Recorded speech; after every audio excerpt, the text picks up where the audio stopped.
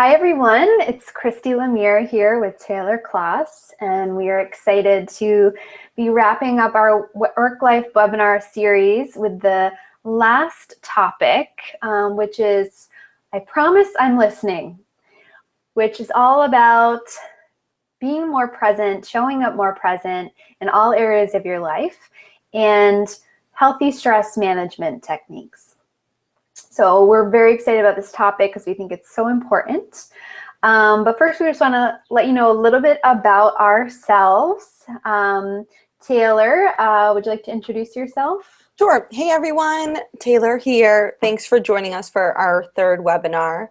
I am currently the owner of Creative TK Consulting. I have been in business for 2 years.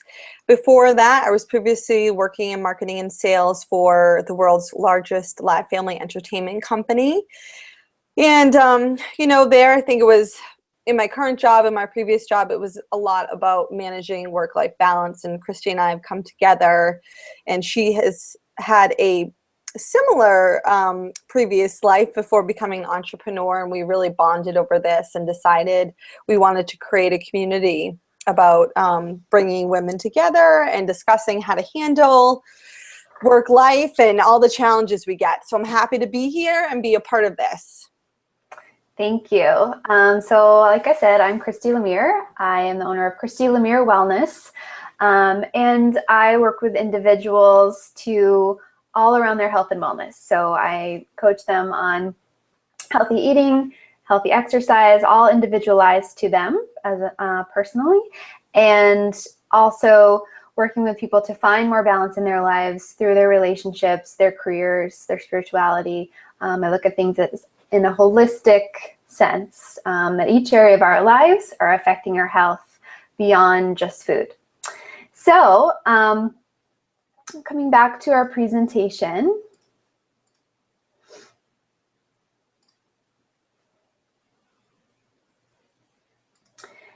so the first thing we wanted to talk about was, why is this so important, right? So why are being present and healthy stress management so important to us as women, as people who are juggling multiple areas of life? And the first thing I'd say about being present is that if you are unable to kind of separate the different areas of your life and really show up and have a focus and a presence in what you're doing in that moment, then oftentimes we feel overwhelmed and we feel scattered. So if you think about, if you're at home and all you can think, you're constantly thinking about work or deadlines or checking emails about work, then you're not going to be able to be fully present at home.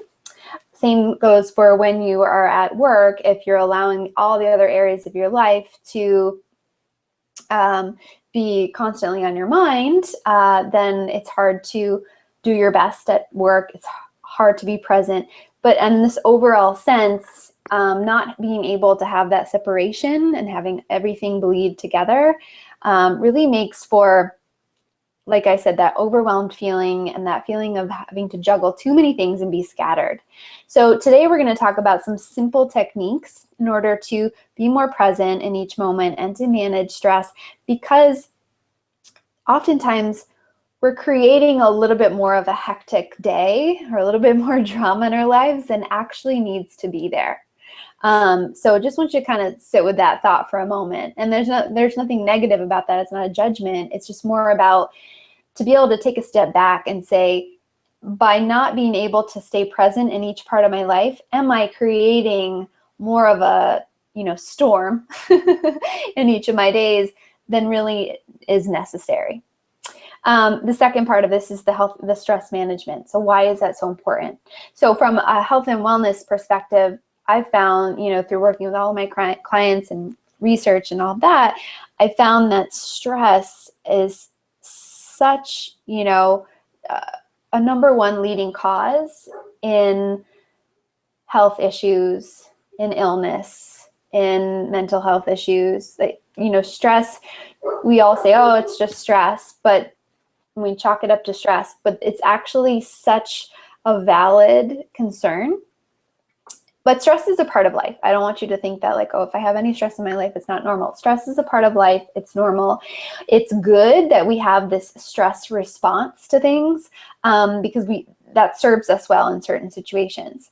But if we're constantly having this chronic level of low or high level of stress, it's going to eventually take a toll on your health, take a toll on your mental well-being, and show up in detrimental ways. So that's one of the reasons, one of the perspectives as to why being able to have outlets, healthy outlets for stress is so important. I'll also say that, a lot of times when it comes to eating, I find that food there's such an emotional connection with food, and oftentimes it's a stress response. So people, this idea of stress eating, I see very frequently in my clients. And so that's something to also be aware of. And so those are just a couple of reasons why, being able to have healthy stress management options can make a huge difference for you in a lot of areas of your life. Okay, so Taylor's going to take this first topic.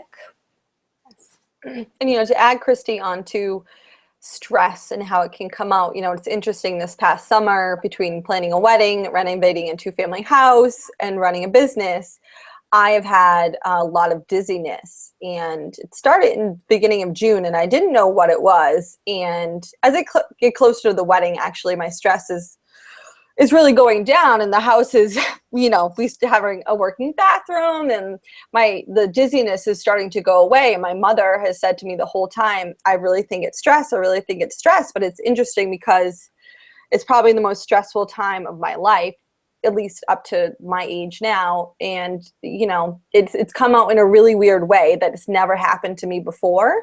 So just watch for those signs that it's kind of like very odd.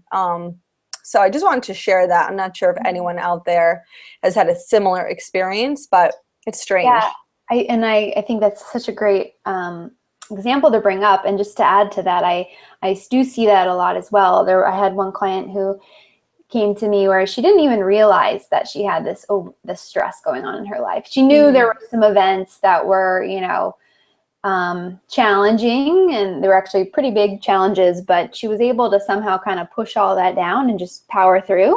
So she never felt like there was this huge high level of stress in her life. But then she started having these physical things show up. One day, her entire arm felt numb. And of course, she went to hospital. They thought maybe she was having a heart attack or something, but it was just this reaction to the stress. And there were other examples of that came out physically. So I think that's a great point, Taylor, is that oftentimes it gets to the point where your body starts to tell you in certain ways that, hey, you're taking on too much, you're too stressed out, sometimes before we even actually realize it in our minds. Yeah. Good point. Thank you.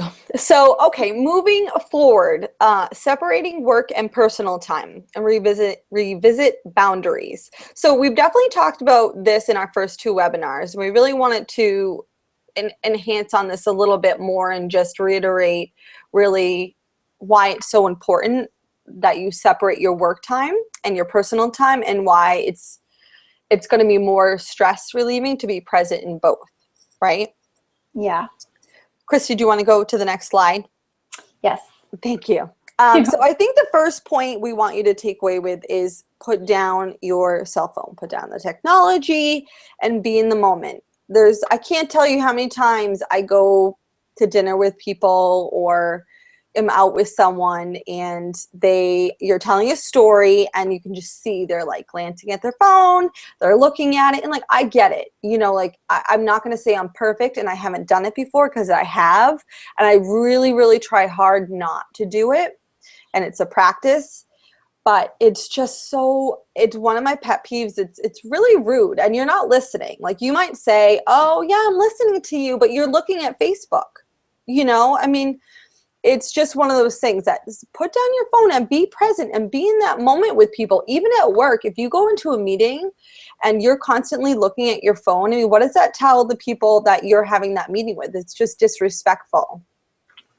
So, both in your work and your personal time, you have to be aware and cognizant of what what it means when you're actually looking at your phone. Because when you're looking at it, like to you, you're like, oh, I'm just quickly glancing at it. To other people, though, it's really rude.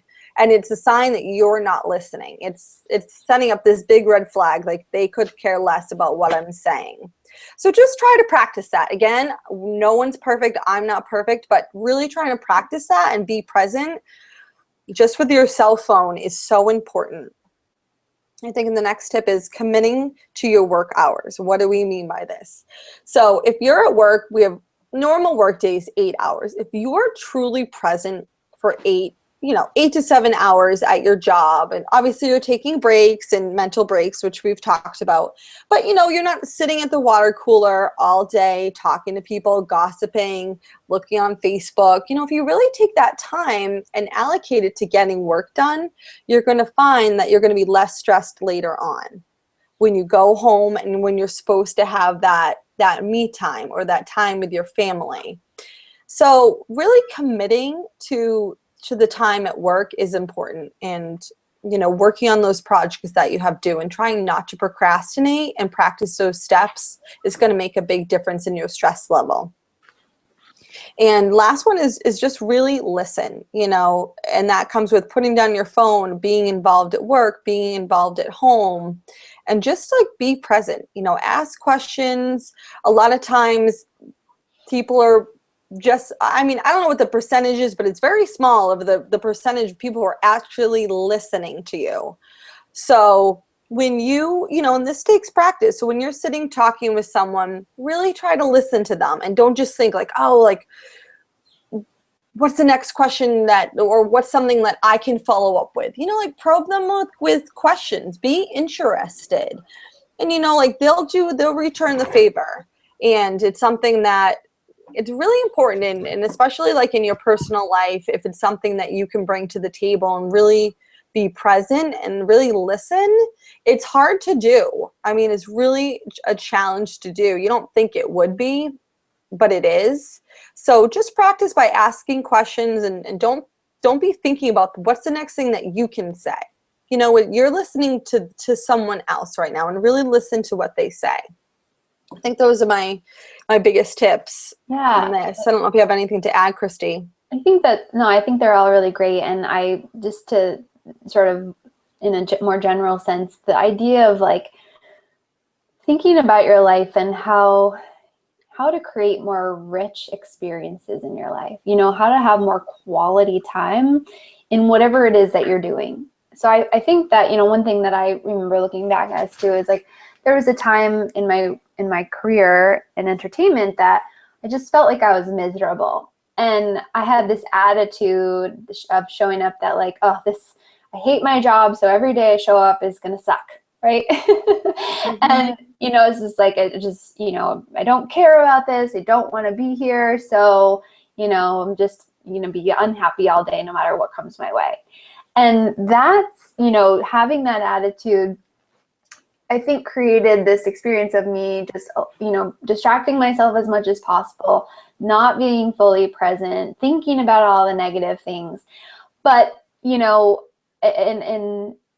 in contrast, I think when I started to shift my perspective, when I started to really, tune inward and make some changes within myself, suddenly work wasn't so bad, because I had other goals and other things I was working towards. But at the same time, I felt like I could be a little bit more patient with myself and know that like, all right, this job is serving me right now. It has a purpose. It's not my forever thing, but if I can just, appreciate it for what it is, show up, be present, be committed to each, task or project that I was involved with, then it actually allowed me to find a little bit of joy and enjoyment out of what I was doing. So I think just, there's that whole separate concept of shifting your attitude. But I think also, to Taylor's point, if you show up, if you're present, if you're listening, and if you separate that time, say, okay, right now, these are my work hours. These are the work hours I've committed to. I'm going to be fully here. And then when I go home, I'm not going to think about work anymore. And that's my home life, So I know there's shades of gray and all of that. Different jobs are different. You have to be on call sometimes. But the more you can create that separation, I think the happier you're going to be and the more rich experiences you're going to have in each area of your life. I agree. Okay, so this is very directly related to healthy stress management. Practice breathing exercises. Never underestimate the power of a deep breath. So this one, of course, as a yoga teacher, I'm a huge advocate of breathing and the powers behind it. You know, a deep breath, just one deep breath, can have such huge effects on calming your nervous system, on bringing you to a place of relaxation.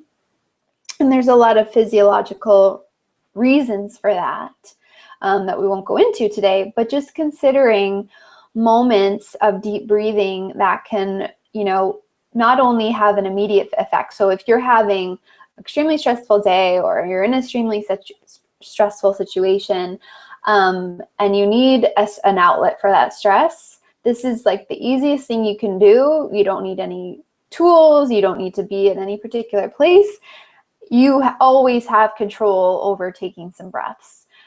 So sometimes before making a big decision or before reacting to something that you have an emotional response to, sometimes just taking that pause moment and taking a few deep breaths can bring you a little bit more into a sound mind and into a relaxed state that will help you manage the situation and react better. So today I'm excited to teach you a couple of breathing exercises that I find are very effective, not only in relaxing you in the moment, calming your nervous system in the moment, but also when they're practiced frequently over time, they can have an overall calming effect on your body and your nervous system. So, you know, you may find one that you like that you practice daily or a few times a day, or you may have ones that you say, okay, if I need to take a pause moment, this is what I do. So the first one is called the 4-7-8 breath. I'm going to take the presentation off so I can demonstrate these breathing exercises.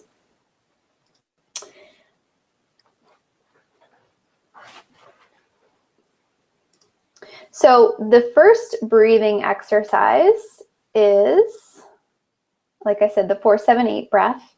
And the reason why it's called the 4-7-8 breath is a very simple concept. It's about the counting that you do along with the breath. And the reason why I love this breath is because it's very simple, but the counting allows you to slow the breath down, and it also allows you to let other thoughts out of your mind. Okay, so it helps bring you into the present moment. So it's not only a calming exercise, but it can also be a tool in helping you become more present. So the breath is taking a deep inhale for the count of 4, holding for the count of 8 at the top, which is called breath retention, when you hold the breath at the top, which can be very effective, and then exhaling for the count of 8. So inhaling for 4, holding for 7, exhaling for 8. So I'd like you to all do it with me together. So first we're going to take a deep inhale in through the nose, and then sigh it out the mouth.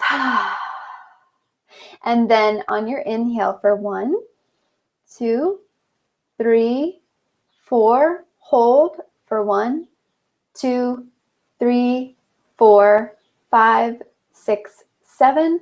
Exhale for 1, 2, 3, 4, 5, 6, 7, 8. So the counting can take a little bit to get used to find your pace, because you don't want to sort of be at the top and be running out of breath. So you get used to it, but even one breath like that can be powerful. It's recommended to start with 4 breaths with that same count, and then ease your way up to 8 breaths.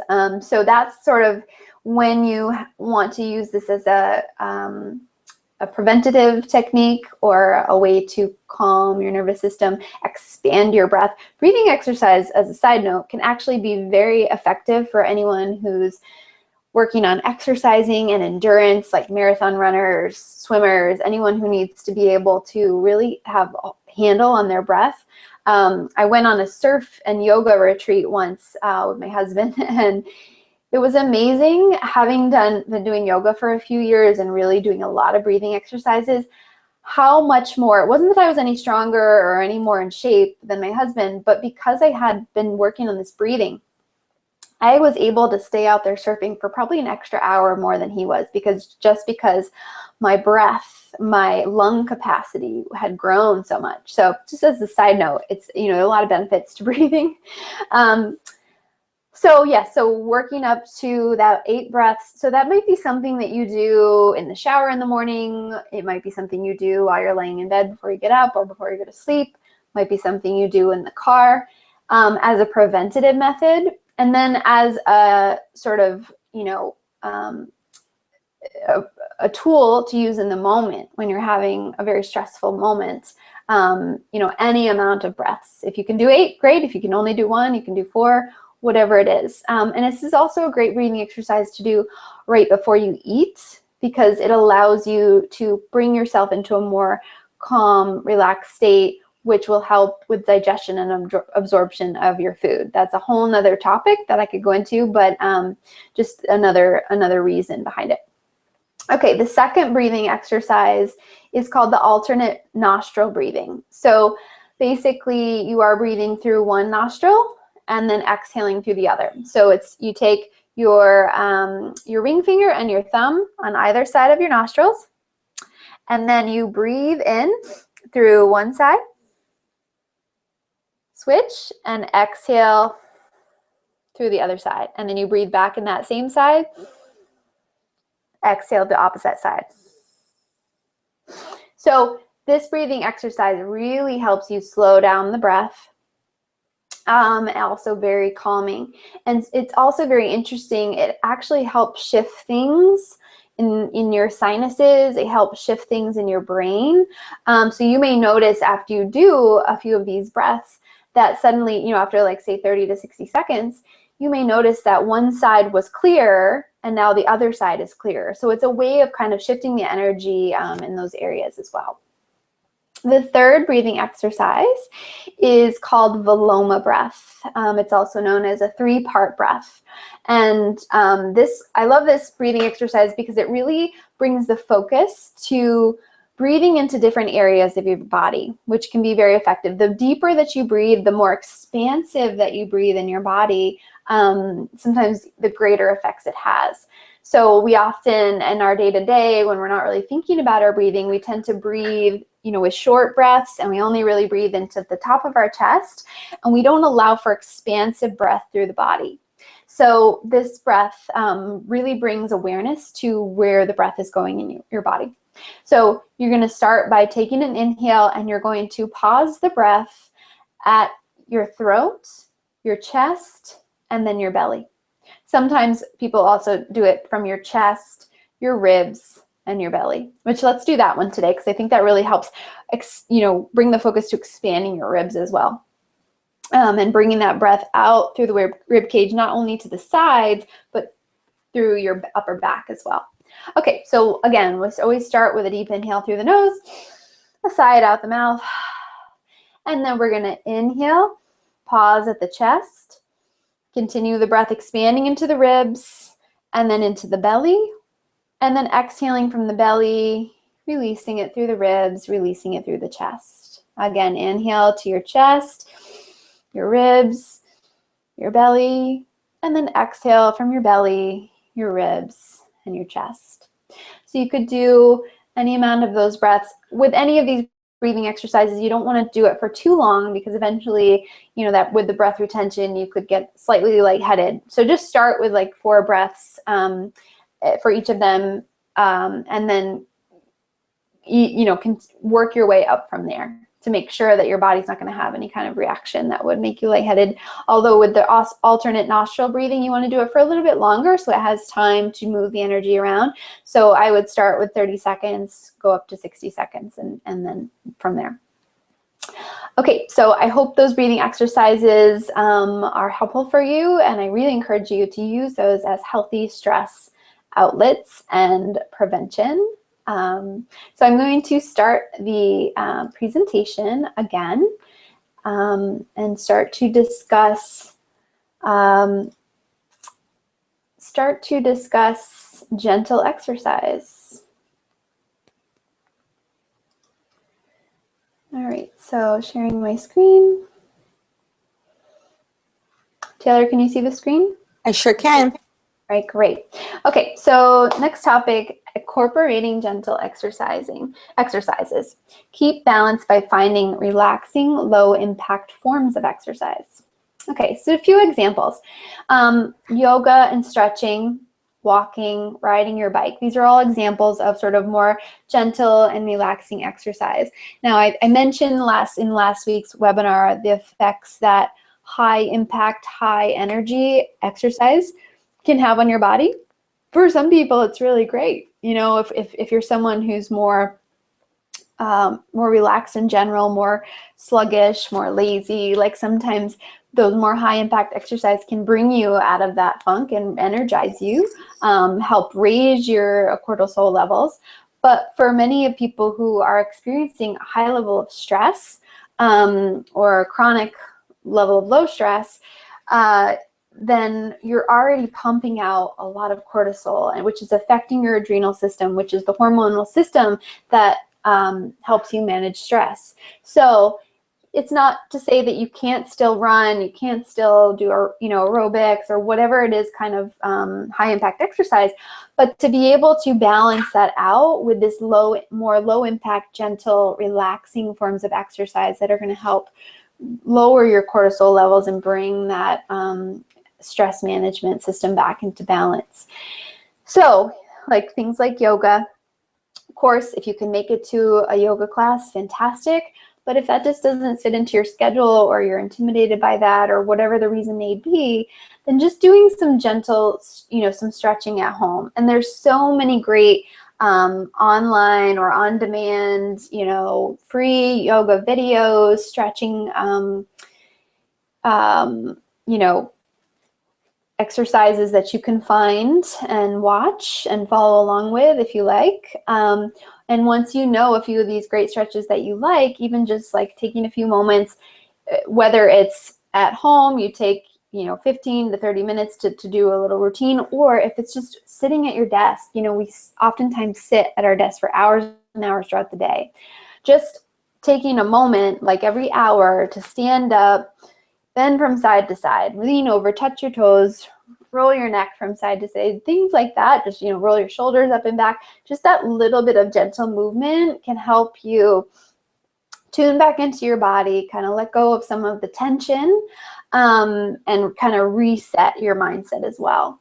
Walking for almost everyone is such a safe, gentle, wonderful form of exercise that really doesn't get enough credit. It really is doing your body good. A lot of people say, oh, I walk 2 miles to work and back every day, but like I still feel like I need to take a run after work. I'm like, oh wow, you're walking a lot. You should give yourself credit that is part of it. That is a real form of exercise. It may not be everything that you want and need, but it really is just such a wonderful form of exercise. And riding your bike is just another example of gentle exercise. If you're, doing it in a, maybe not extreme mountain biking, but if you're just sort of strolling down a nice flat street around your neighborhood, it can be a really nice, relaxing form of exercise. So, of course, this is another wonderful and effective healthy stress outlet. And as we mentioned before when we've talked about exercise in our past webinars, is that embracing the idea that it doesn't have to be 30 minutes. It doesn't have to be an hour. It doesn't necessarily have to mean going to the gym or a class. You can find 5 minutes in your day to go for a quick walk, or 60 seconds to do some stretches. Like really consider when you're feeling that sense of overwhelm or you have no time, and that's always the excuse that we can't get to exercise, take it in these little small chunks, and that will really help you be able to fit it in and also remind your mind and your body why it feels so good. Anything you wanted to add to that, Taylor, or should I move on to the next one? I think you can move on. I mean, I think the only thing I would add is your point about mountain biking. That is not a peaceful sport. I will tell you that right now. And I've fallen too many times to count, and I am done with mountain biking. So I agree with that statement. Excellent. Alrighty. Okay, so moving on. I love this topic. I'm so excited to hear what you have to say about it, Taylor. Me too. Okay, so journal, expressing your thoughts and feelings through writing. So I'm not sure how many people are journaling currently as in adulthood, I would say. I mean, when I was younger, and I'm sure many of you on the call, we would have diaries, Dear Diary, and like I've gone through some of my old diaries and it's hilarious. But recently, I've used it as a safe outlet for writing and expressing my feelings. And I think it's a wonderful tool to be able to share your thoughts and your feelings with that you're feeling and know that it's a safe zone. You can say whatever you want, you can write down whatever you want. And it's a form of release. I mean, at least for me, it was a form of release. And it still is if I'm having a tough day or if there's someone in my life I just really am feeling mad at or want to like tell them how amazing they are or whatever it is. It's just a really great, safe outlet to express yourself and release some of that stress that we're talking about. And it's a form of me time. You can wake up and journal if you want. You could do it in the afternoon or at night. It's a way of having a little bit of me time and focusing on yourself and self-improvement. And our second point is writing letters to others. And what does that mean? So I kind of came up with this when I started dating my fiance, Jeb. I felt like I had a lot to say and I didn't want to necessarily say it to him yet. So I started writing him a letter, and it was just out of the blue, and it ended up being a 3-year letter. And I eventually gave it to him, and it was really a very sweet letter. But there was also times when I was really mad at him, and I wrote in that letter to him, and it was a release for me of sharing my emotions, good or bad, ugly, whatever it was. I could share it there and get some clarity before I would have a discussion with him or whatever was happening. Sometimes I just needed to like have clarity and write it down. And once I wrote it down, I was like, okay, like chill out, Taylor. It's all good. You know what I mean? Mm-hmm. So I think if there's someone in your life, whether even if it's a boss and you just like need a form of release, like you could write them a letter and hopefully they never find it if it's, you have a lot of negative stuff to say, but it can be very therapeutic. And I found this form of therapy by accident, but I recommend it to you. And Christy's going to take the last one about morning pages since she's done a lot of research on this one. Go ahead, Chris. Yeah, and before I jump into that, it's so true. Like writing can be an amazing and effective form of therapy, and not only to someone maybe you're going through a current situation with, but to someone from your past or a situation from your past that maybe is still hindering you in a certain way or hindering you in moving forward in certain relationships or in your career, like things that, things you were never able to say to someone in the past and maybe you never will be able to, but that you've been holding on to that you really, would be helpful and therapeutic for you to let go of. So sometimes writing it out on paper, writing a letter to that person, and just putting it aside or even throwing it away, like it can be very, very therapeutic, as Taylor said. Okay, so morning pages. So this is a type of exercise that I've learned about, practiced, suggested to my clients, and for some people it can be very effective. It's a simple concept that comes from the idea that in the very early morning hours when you first wake, it tends to be your most clear and creative time of day for your mind without the day's distractions getting in the way, but also you're sort of coming out of your dream-like state still. So you're still a little bit connected to that sort of subconscious version of your mind. So the idea is that, or the instructions for the exercise are that you take 2 sheets of, like, say, legal size paper, and you start to write whatever comes to you. Now you may have a topic in mind and it may start to flow, but you may sit down with nothing really particular to write about and just whatever starts to come out of your mind. It may be as simple as like a to-do list or a grocery list or something silly like that, but it eventually tends to turn into something more meaningful, more insightful.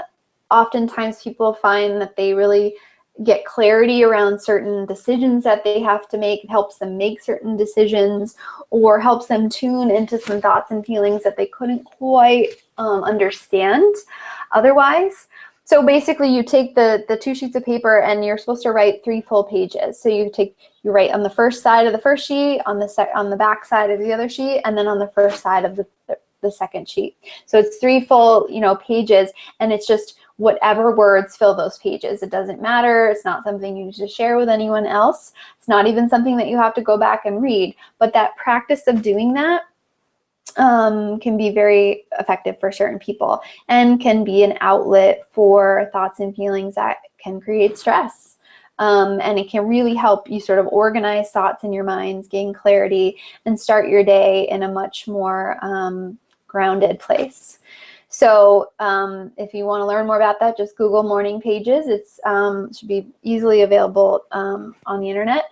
But it's a very interesting experience. And, they say you should do it every day to get the full benefits. But my opinion is that can be very overwhelming. It can be unrealistic for many people with busy schedules. So I think it's just something to maybe try out when you can. And then, do it as it serves you well, as often as you're able to. And that being said, I explain the morning pages, but that doesn't mean that journaling any time of day or night is still not a great outlet in other ways. Okay, so meditation. This is something that we started to mention a little bit last week, but I want to revisit it because it is such a healthy stress management tool, like amazing for many people. But the point I want to make today is that meditation can come in so many different ways. So what does it mean to you? Oftentimes meditation, that traditional sense of, sitting in a quiet space, with your legs crossed and your, hands resting on your knees for, 30 minutes is what we think about when we hear the word meditation. And that can be scary and overwhelming, or maybe you've tried it and you didn't feel like it worked, or you didn't know what you were doing, or your mind wouldn't shut off. That's, I want to sort of help you break it down a little bit today. So finding your own form. Now, one way to look at meditation is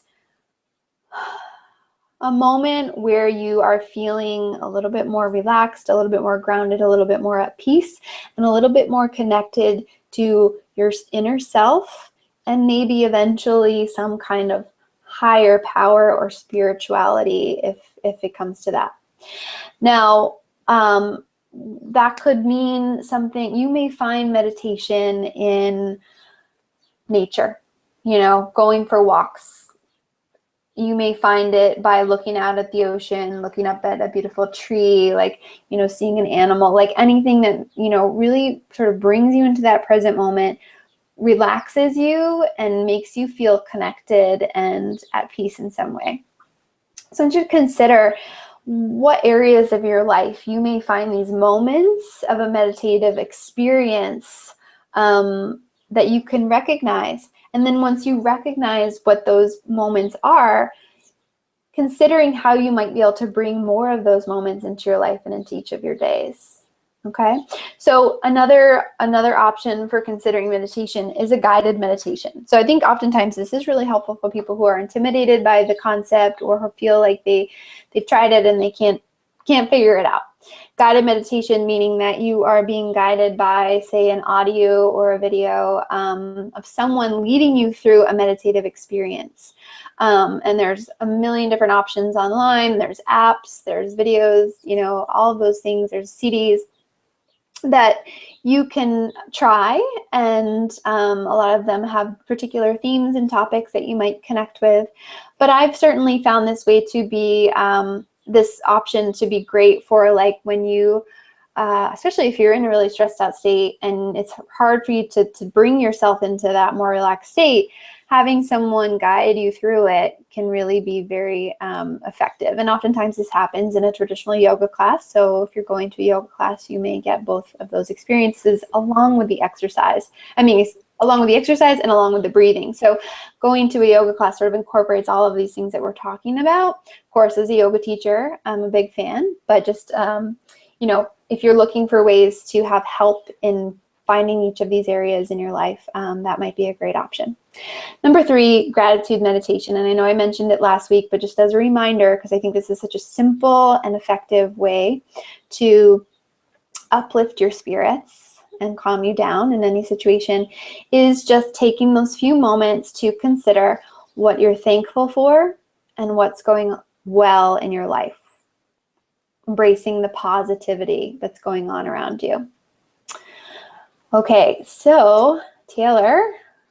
Yeah, I loved that last point, Christy, about reminding yourself about what's going well. It's such a I think sometimes we can focus so much on the stress in our life. And like you said at the beginning of the call, we have more drama in our day than we probably need or probably that's necessary. So it's such a good reminder to just, even like I was just going to jot down like what's going well in your day and like put it on a Post-it and hang it up, because you can just get so many things going on and get stressed and to add a little bit about finding like your own form of therapy. Like for me, I love doing arts and crafts.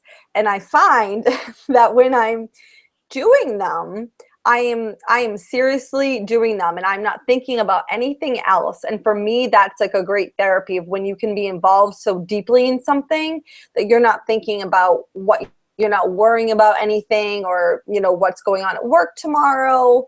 And so for some people that is taking a walk in nature or taking a hike. And, I found for me that it's, some form of an arts and crafts. So, just, you can think outside the box a little bit when it comes to therapy. It doesn't have to be, a form of exercise.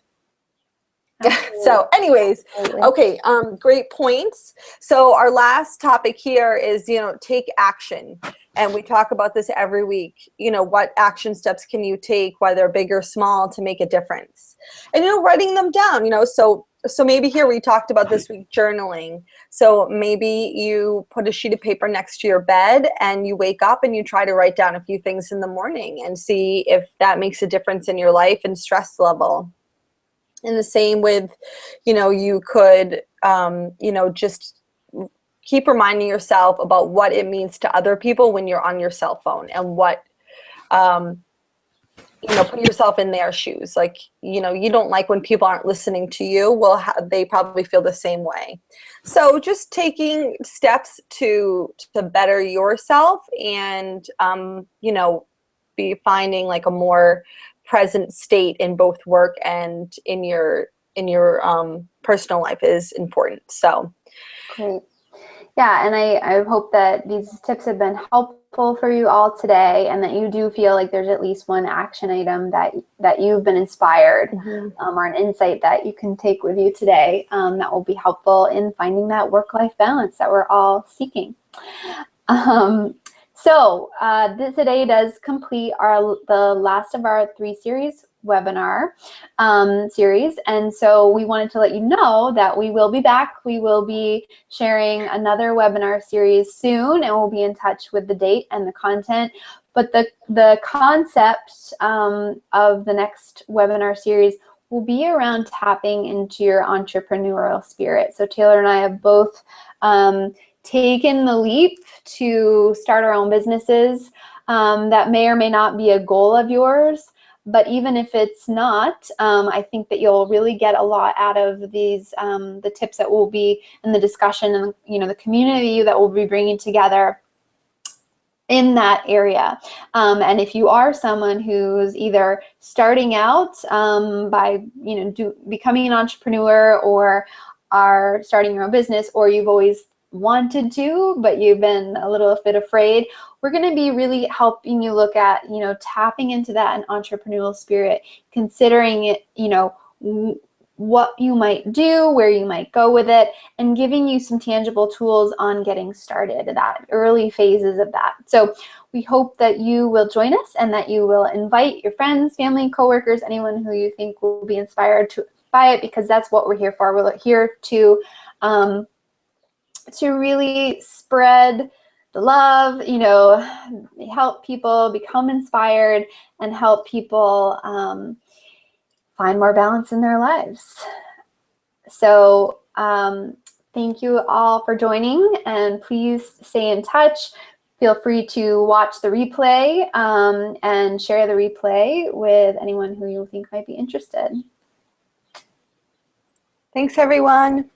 Thank you. Have a great rest of your day, and we look forward to seeing you again soon. Bye. Bye.